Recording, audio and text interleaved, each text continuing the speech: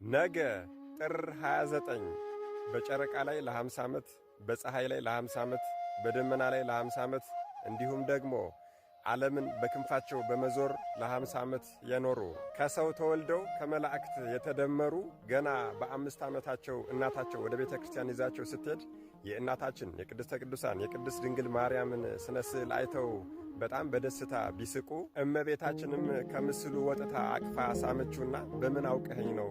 ከዚህ በኋላ የልጅ የወዳጅ አገልጋዩ ትሆናለህ፣ በምድር ላይም ለሰማይና ለምድር የሚከብድ ታላላቅ ሥራዎችን እየሠራህ ለ500 ዓመታት ትኖራለህ ያለችው ቅዱስ ስምህን የጠራ ቤተ ክርስቲያንን የረገጠ የተሳለመ የሠራ ያሰራ እንዲሁም የረዳ የገድልህን መጽሐፍ የሰማ ያሰማ የተረጎመ ያስተረጎመ መታሰቢያህንም ያደረገ እስከ 10 ትውልድ ድረስ እምርልሃለሁ የተባሉ በቃል ኪዳንህ ታምኖ በስምህ የተማጸነ ንስሐ ሳይገባ አይሞትም።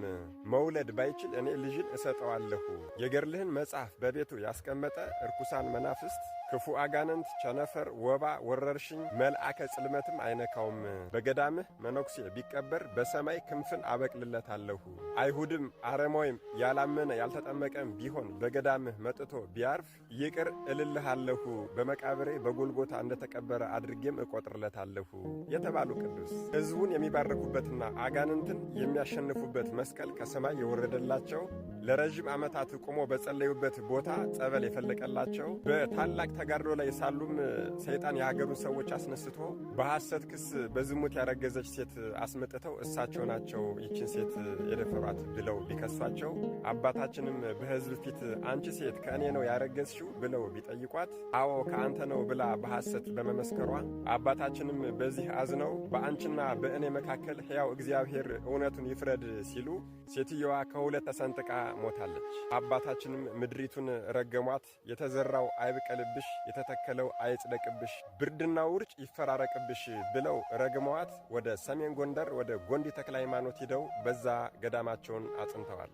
ታኅሳስ 28 ቀን ኢየሩሳሌም ሳሬራ በምትባል ቦታ የተወለዱት አባታችን በሀገራችን ጎንዲ ተክለ ሃይማኖት በሚባለው ቦታ ሐምሌ 29 ቀን ካረፉ በኋላ በእርግማናቸው መሰረት በመንዝና በይፋት ውርጩና ድርቁ ስለበዛባቸው አንድ የበቁ ባህታዊ ከበዓታቸው ወጥተው በሐሜታችሁ ምክንያት እጨ ዮሐንስ ስለረገማችሁ ነው ይህ ሁሉ የደረሰባችሁ።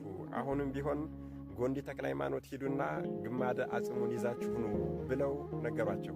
ሕዝቡም አባታችን በጎንዲ ተክለ ሃይማኖት ከተቀበሩ ከ134 ዓመት በኋላ በቅዱሳን እየተመሩ ሂደው በሌሊት ግማደ አጽማቸውን ይዘው ወደ መንዝ ተመልሰዋል። ብርዱና ውርጩም በመንዝ እየቀነሰላቸው መጥቷል። አሁን በዚህ በእኛ ዘመንም ደግሞ እንደዚሁ ብርድ፣ ውርጭ፣ ድርቅ ሲፈራረቅባቸው የጻድቁን ታቦትና ከሰማይ የወረደላቸውን መስቀል ይዘው ወጥተው ምህላ ሲያደርሱ ወዲያው መፍትሄ ያገኛሉ። እኒህ ስም አጠራራቸው የከበደ ታላቁ አባታችን አቡነ እጨጌ ዮሐንስ ዘጸገሮ ወይም ደግሞ አቡነ እጨጌ ዮሐንስ ዘጉንድ ነገ ጥር 29 ወርሃዊ በዓላቸው ነው። መድኃኔዓለም ኢየሱስ ክርስቶስ የተከዜም ባህር